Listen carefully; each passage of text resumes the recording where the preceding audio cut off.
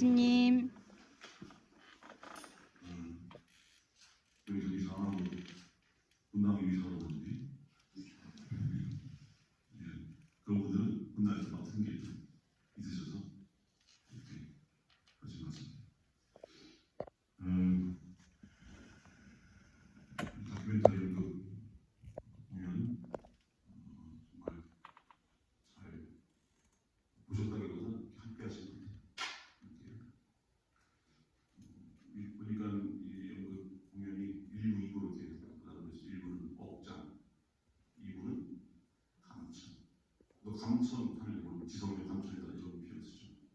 하늘을 감동시킨다는 뜻에서 감천이라고 하는데 달리 생각해보면 사실 하늘을 감동시키는 게 아니고 하늘의 마음에 우리가 공감하는 것이 아니겠습니까? 무심한 하늘을 우리가 감동시키는 게 아니고 그 하나님의 마음을 헤아리지 못하고 살다가 그 하나님의 마음에 공감하는 이게 맞는 거지 아니겠어요? 우리 신앙 안에서 그 하나님의 마음이 어떨까? 우리를 위해서 당시 사랑하는 아들 예수님께서 내어주시고 우리를 위해 죽으신 하나님 사랑으로 우리를 지으시고 기르시고 또 우리를 잘 살게 해주시고 우리를 구원하신 하나님의 마음. 근데 그 마음을 우리가 어기고 억장이 무너지는 이런 세상을 만들었습니다. 여기서 일부 억장으로 그 참사 희생자들의 마음이기도 하겠지만 또 그걸 바라보는 우리들의 마음이기도 하지만 더 본질적으로는 하나님의 마음이지 않겠습니까? 세상을 바라보시는 하나님의 마음이 더 억장 무너지고 그런 하나님의 마음에 우리가 가닿는 것 이게 진정한 의미의 감천이 되겠어요. 그래야만이 그 하나님의 마음으로 세상 사람들을 바라보게 돼요. 그들과 공감하고 그들의 아픔에 기울이고 그들의 목소리를 대신 들을 수 있는 이런 삶으로 나아가지 않겠습니까? 공감하지 못하는 사람도 너무 많은 것 같아요. 그래서 그 하나님의 마음뿐만 아니라 우리 형제들의 마음 함께 살아가는 그 안에 계신 하나님을 알아보지 못하고 공감하지 않고 살아가는 그런 모습들을 우리는 많이 목격하고 심지어는 교회 안에서 앞에 예수님 십자가에 절하고 이사를 공언하면서 때로는 십자가계를 걸고 때가 되는 사신식을 보내고 예수님 수고와 죽음을 묵상하면서도 세상의 십자가에 대해서 외면하는 모습들을 교회 안에서 보는 경우가 많아요. 작년 10월에 이태원 12구 참사 1년 된 쯤에 어느 성당에서 종일고 평화로 세상을 위한 미사를 공언하면서 이사 첫머리에 작년 이맘때 세상을 떠난 199명의 그 젊은이들을 위해서 기도하고 그들의 영혼이 하나님의 자비하시고 영원한 생명, 평안의 안식을 이시고 그리고 그 유가족들, 슬퍼하는 유가족들 아직까지 그 눈물이 말을 이룬 그런 유가족들을 슬픔을 기억하면서 그들에게 하나님의 위로가 함께 하시기를 기도합시다 했더니 친자 하나가 막 쳐다보고 그랬어요. 어느 자매님은 그 자매님이 엄청 열심히 하신 하나님의 마음 알지 못합니다.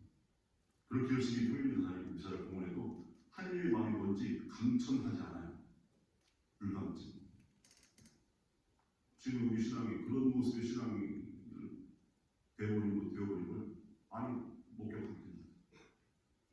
예전에 또 분당에서 전에 또 분당 지금 용주 들고 있지만 세월호 이야기를 했더니 저 아가리를 찢어버린다고 어르신이 제 분당신 아가리를 찢어버립니다. 어씨 무서워.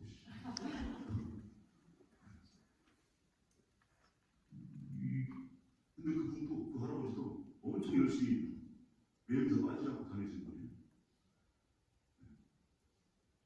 그런 신자분이 많습니다. 적지 않아요. 지난주에는 어느 성당에서 그리스도인의 정치참여에 얘기했더니 강의된 말씀이 벌떡 일어서서 다 봐라. 왜 성당에서 그런 얘기해요? 그리스도인의 정치참여 중요하죠. 요즘 프랑스 교황도 강조하고 계십니다. 그런 사람이다. 공감하지 못하는 모습이죠. 감천하지 못해요. 하나님의 마음을 알지 못해요. 성당은 자연인데 감천하지 않습니다. 그러니까 형제들의 아픔에 대해서 공감하지 못하고 그냥 교회 안에 성당이라고 하는 벽돌로 지어진 성당 울타리 안에 갇혀있는 시간 우리들이 있는 시죠. 우리가 평신도주의를 얘기할 때 성당에서 우리가 뭐 할까 이거 얘기하는 게 아니에요. 평신도주의. 평신도 어디에 있어요? 지금 성당에 있는 게 아니라 세상 속에 있잖아요. 세상 속에서 여러분이 사명을 세상 속에서 여러분이 해야 할 일을 그동안 잊고 살았다면 다시 한번 자각하고 되새기고 세상에서 우리가 어떻게 할까 이걸 생각해야죠. 성당에서 무슨 얘기 할까? 이게 평신도주의의 의미가 아닙니다. 성당에서 뭐 호거지, 제대, 장례 뭐 이런 거 그게 평신도의 사명이 아니에요. 세상 속에 계신 하나님 그 속에서 우울부진 이들과 함께 하신 하나님의 모습 그걸 우리 느끼고 그 속에서 그 수많은 죽음들을 부활로 만들어가는 이 노력들이 세상 속에서 우리가 해야 할 사명이죠. 이게 평신도주의로 우리 되새겨야 할 모습인 겁니다. 많은 사람들이 이 신앙생활을 잘못하고 있는 거죠. 하나님을 바라보는 방법, 해를 바라보는 것 어떻게 해? 햇빛 보는 거. 여러분 햇빛 볼 때 고개를 들어서 해를 직접 보면요 눈 멀어요. 햇빛을 보기는군요 온 세상이 시커멓게밖에 안 보입니다. 눈물 더 보면. 그 햇빛을 보는 방법은 해가 비춘 세상을 봐야죠. 하얀 천장 이게 햇빛입니다. 새하얀 백합의 그 새하얀 모습 이게 햇빛이에요. 내가 사랑하는 사람들의 눈빛, 내가 사랑하는 어머니 아버지의 주름진 얼굴 이게 햇빛이에요. 하나님께 창조하신 세상의 모든 피조물들을 비추는 바로 그 빛깔들 이게 햇빛인 건데 그건 바라보지 않고 고개 들어서 하늘 보고 해를 바라보겠다고 하면 해가 보이면 눈만 멀고 마는 거죠. 우리가 하나님을 바라보는 것도 하나님을 아는 것도 마찬가지로 고개 들어서 해 바라보듯이 하면 안 되고 세상을 바라봐야죠. 왜냐하면 이 세상이야말로 하나님의 모습대로 창조된 세상이기 때문에 그래서 하나님의 모습을 다 담고 있죠. 바보같이 고개 들어서 허공만 쳐다본다고 하나님이 보이는 게 아닙니다. 예수님께 부활하시고 승천하신 다음에 제자들이 그러고 있으니까 천사가 나무라죠. 왜 허공만 보고 있냐고. 그 모습 그대로 여러분의 삶의 자리에 바로 그것을 보시는데 세상을 바라봐야지. 그래서 지금 우리 신앙은요 세상을 바라보지 않고 교회 울타리 안에 교회라고 하는 그 조그만 울타리 안에 머물러 있어요. 그러니까 이 대원청소 희생자들을 위해서 기도합시다 하니까 나가버리는 거예요. 세월의 희생자들을 위해서 기도합시다. 아가리를 찢어본다고 그러죠. 그런데 이런 사람들이 우리 교회 안에 굉장히 많습니다. 착각하고 사는 거죠. 이게 신앙생활이죠. 그래서 세상을 봐야죠. 세상을. 제주 4.3 세상 속에서 이루어진 일들 세상 속의 십자가들 5.18 세상에서 벌어진 수많은 아픔들이 4.16 12.9뿐만 아니라 이 세상의 수많은 울부짖음들이 다 세상 속에서 기억하여 행하여라고 하는 미사 속의 예수님의 이 유언은 우리를 향한 당신의 정말 간절한 부탁이죠. 명령이기도 하고 기억하여 행하라는 것은 2000년 전에 그 옛날 일을 기억하는 얘기가 아니고 지금 이 순간 행하라는 거죠. 그렇다고 하면 이 세상 속의 수많은 아픔들 속에서 우리가 해야 할 일은 무엇인가라고 할 때 대부분의 공통점이 있습니다. 4.3도 그렇고 5.18도 그렇고 4.16도 그렇고 12.9 참사도 그렇고 세상에서 일어나는 수많은 참사들 앞에서 공통적으로 외치는 게 있어요. 공통적으로 진상규명과 책임진 처벌. 네. 이걸 공통적으로 외치죠. 대단히 중요하기 때문에 그렇습니다. 기억하지 않은 여사는 거목되죠. 다시는 이런 일이 일어나지 않도록 우리가 해야 할 수많은 노력들이 있지만 그걸 보면 본질적으로 이 일을 기억하고 행한다고 할 때 그 안에는 진상규명, 책임자 처벌이라는 게 공통적으로 있어요. 그래야만이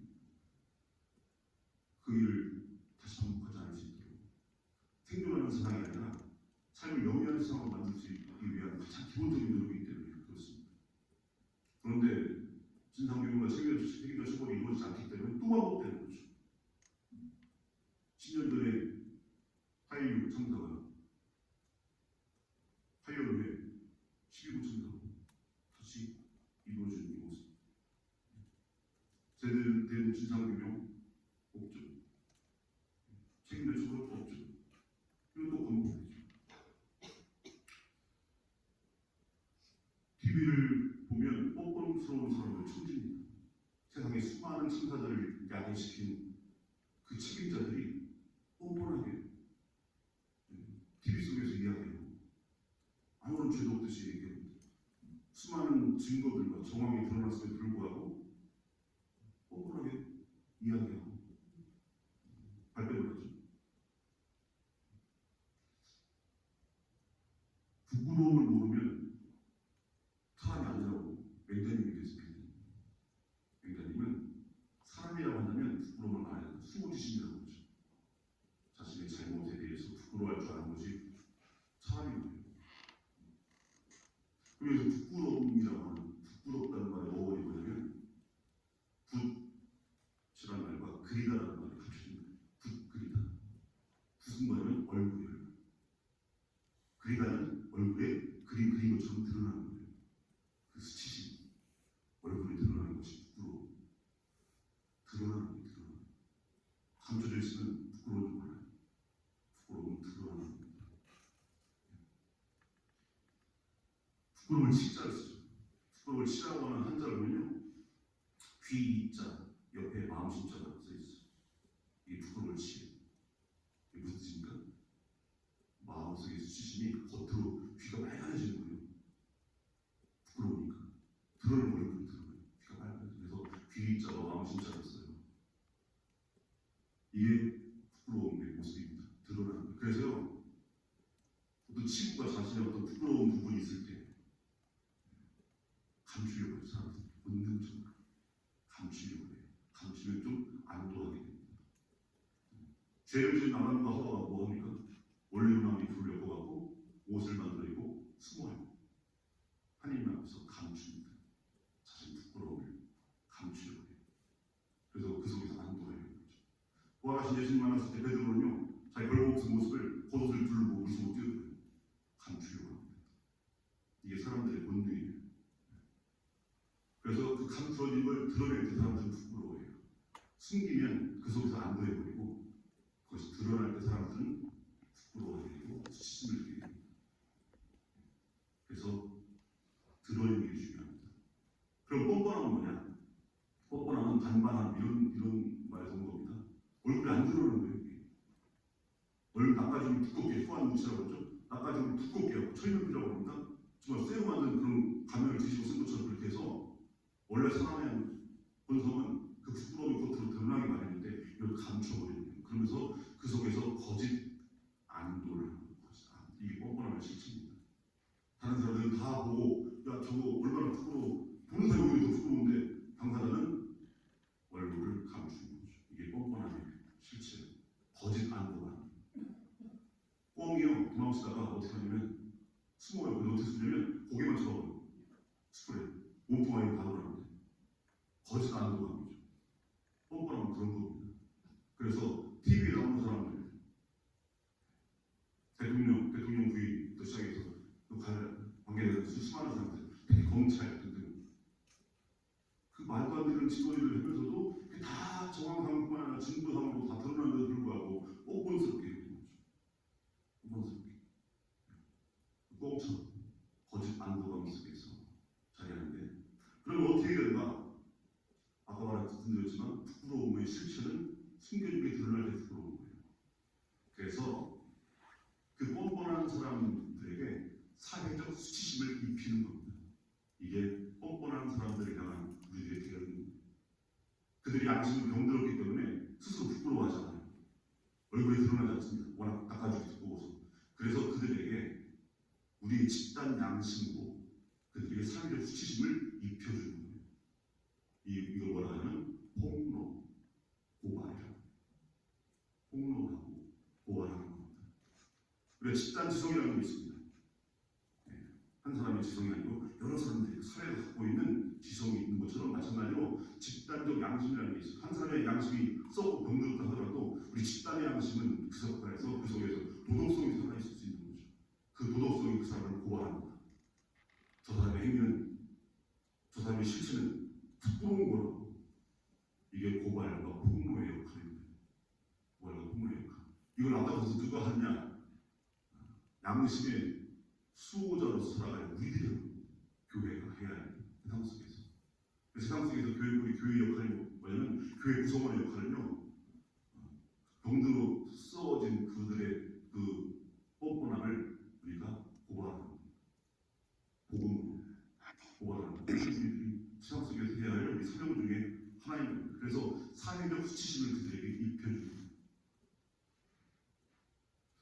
하나님의 말씀은 살아있고 힘이 있어서 어떤 쌍날표보다도 날카롭습니다. 사도 바울의 말씀이죠. 그래서 관절과 골수를 가르듯이 혼과 영을 가르듯이 사람의 마음속 속셈을, 생각을 드러냅니다. 이게 하나님 말씀이에요. 뭡니까? 폭로하는 거예요. 그들의 부끄러움을 고발하는 겁니다. 그들의 악함을. 그래서 양심이 병들어서 그 뻔뻔한 그들에게 수치심을 입혀주는 거예요. 그 수치심 앞에서요, 사람들은 잘못하면 안 되겠구나라는 걸 배우게 되는 겁니다. 어제 범죄를 침묵하면 내일의 범죄를 인정하는 것밖에 안 된다. 말을 까무의 말이라고. 그래서 어제의 범죄, 혹은 현재의 범죄에 대해서 반드시 부끄러움을 입혀줘야 돼요. 비록 사법체계 엉망이어서 검찰이 혹은 판사가 그들 무죄라고 판결한다 하더라도 우리 집단적 양심 안에서, 그리스도적인 양심 안에서 우리는 그들은 참 부끄러운 사람이라고 세상을 향해서 폭로하고 고발할 줄 아는 우리가 해야 할 일인 겁니다. 안델센의 동화 벌거벗은 임금님 아시죠? 그 벌거벗은 임금의 수치심, 그건 드러나지 않아요. 왜냐? 그 권력 앞에서 고개 숙인 그 어른들의 그 비겁함 속에서 그 벌거벗은 임금의 그 뻔뻔함은 계속 유지가 됩니다. 하지만 그 뻔뻔함이 언제 무너지고 수치심이 드러나면 아이의 웃음소리에서 드러나요. 아이가 그걸 보고 손으로 가리키면서 웃어요. 임금이 벌거벗었다. 그때 그 임금의 뻔뻔함은 무너져버리고 그 부끄러움이 드러나게 됩니다.